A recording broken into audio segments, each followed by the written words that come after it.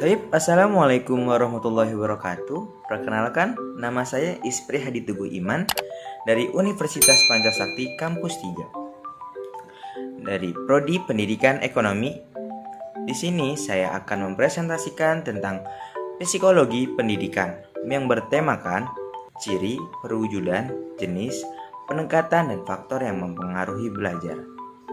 Kita menuju ke slide awal. Ciri khas atau perilaku belajar. 1. Perubahan internasional atau disengaja. 2. Perubahan positif dan aktif dalam kurung bermanfaat dan atas hasil usaha sendiri. 3. Perubahan efektif dan fungsional dalam kurung berpengaruh dan mendorong timbulnya perubahan batu. Selanjutnya, perwujudan perilaku belajar kebiasaan. 1. Timbul karena proses penyusutan kecenderungan respon dengan menggunakan stimulus yang berulang-ulang. Kebiasaan ini terjadi karena prosedur pembiasaan seperti klasikal dan operant conditioning. Keterampilan. Kegiatan yang berhubungan dengan urat-urat syaraf dan otot-otot yang lazimnya tampak dalam kegiatan jasmania seperti menulis, mengetik, olahraga, dan sebagainya. Selanjutnya kita ke pengamatan. Proses menerima, menafsirkan, dan memberi rangsangan yang masuk melalui indera-indera seperti mata dan telinga. Di situ kita bisa mengamatinya. Lalu kita berpikir asosiatif dan daya ingat. Proses pembentukan hubungan antara rangsangan dengan respon, di samping itu daya ingat pun merupakan perwujudan belajar. Sebab merupakan unsur pokok dalam berpikir asosiatif.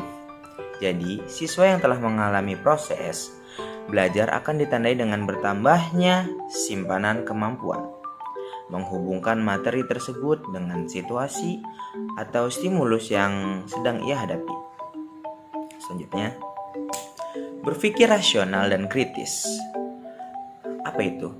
Perwujudan perilaku belajar, terutama yang bertalian dengan pemecahan masalah. Kita lanjut ke sikap.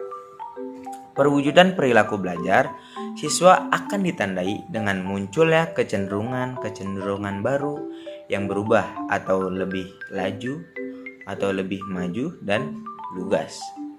Terdapat suatu objek, tata nilai, peristiwa, dan sebagainya. Inhibisi atau kesanggupan siswa untuk mengurangi dan menghentikan tindakan yang tidak perlu, lalu memilih atau melakukan tindakan lainnya yang lebih baik ketika ia berinteraksi dengan lingkungannya.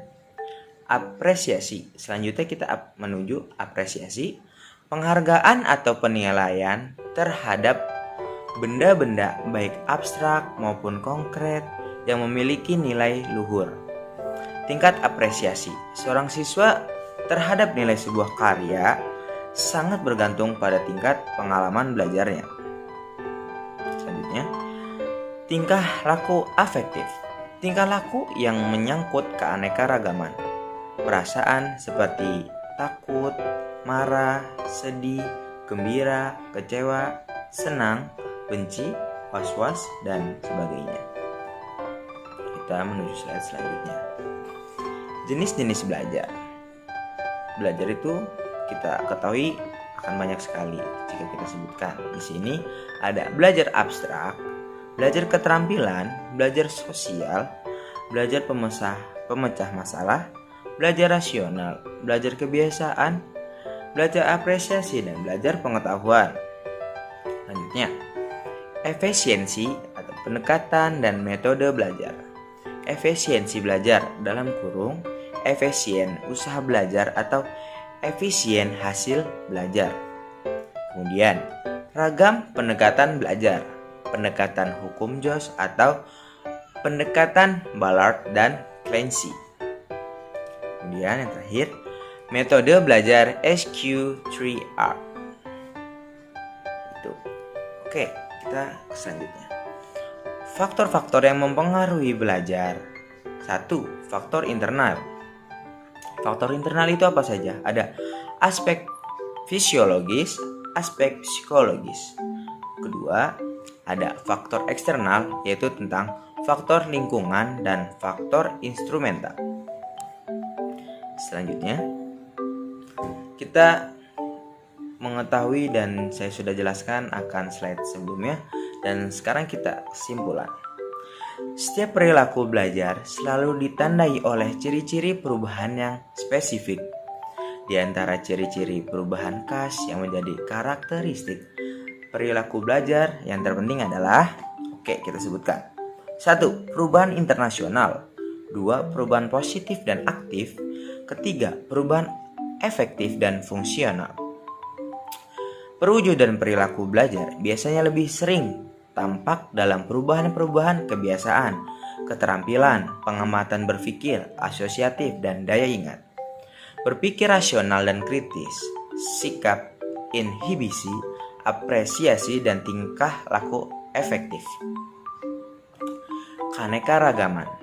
Keanekaragaman jenis belajar ini muncul dalam dunia pendidikan, sejalan dengan kebutuhan manusia yang juga bermacam-macam, yaitu belajar abstrak, belajar keterampilan, belajar sosial, belajar pemecah masalah, belajar rasional, belajar kebiasaan, belajar apresiasi, belajar pengetahuan. Kita slide selanjutnya sebelum akhir. Pendekatan belajar atau approach to learning dan strategi atau kiat melaksanakan pendekatan serta metode belajar termasuk faktor-faktor yang turut menentukan tingkat keberhasilan belajar siswa. Contohnya, sering terjadi seorang siswa yang memiliki kemampuan ranah cipta atau kognitif yang lebih tinggi daripada teman-temannya, ternyata hanya mampu mencapai hasil yang sama dengan yang dicapai teman-temannya. Faktor-faktor yang mempengaruhi belajar yaitu faktor internal atau dalam kurung faktor dari dalam diri, dan faktor eksternal atau dari faktor dari luar siswa. Jadi dalam pembelajaran, dalam belajar kita tergantung atas diri kita dan bisa belajar atas faktor eksternal kita yang membuat kita belajar lebih efektif.